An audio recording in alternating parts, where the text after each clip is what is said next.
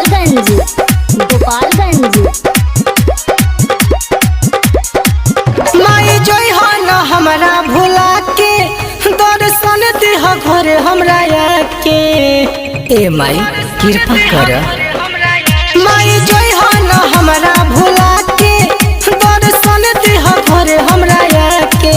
खुशी खुशी घरे हमरा आई हो जई हो अपन चरण छुआ के। माई कहरे ले तने गोहार है जाते जाते पूछ के माई हमारा हाल हो बेटा तोहर नवी नानी हाल हो। जाते जाते पूछ के माई हमारा हाल हो बेटा तोहर नवी नानी हाल हो।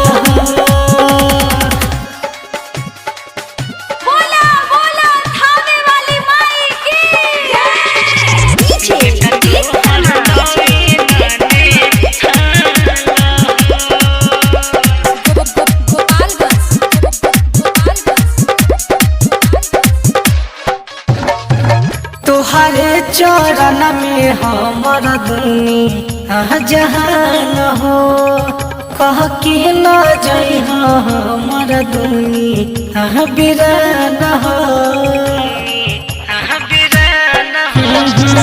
तोहरे चरण में हमर दुनिया जहान हो कह के न जई हमर दुनिया बिरान हो। फस जाता तू रखी ख्याल हो जाते जाते पूछ के माई हमारा हाल हो बेटा तोहर नवी नानी हाल हो।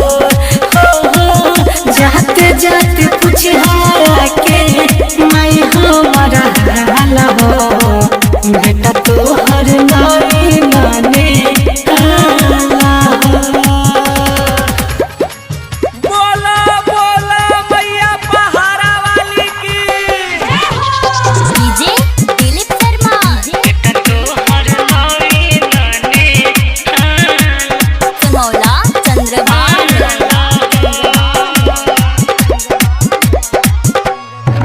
तोहरा के बड़ा मन भावे और फूल के फूल नी तू जवाहर तोर चरनी आके धूल।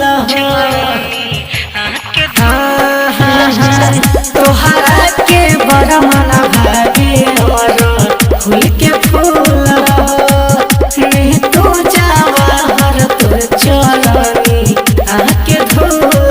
हक में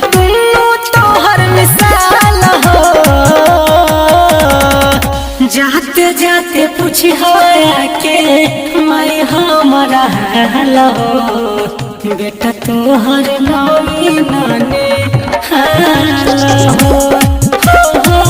जाते जाते पूछ के माई हमारा हाल हो बेटा तोहर नवी नानी हाल हो। माई जोई हो न हमरा भुला घरे हमरा आके। खुशी खुशी घरे हमरा आई हो जई हो अपन चरण छुआ के। माई कहरे ले तने गोहार है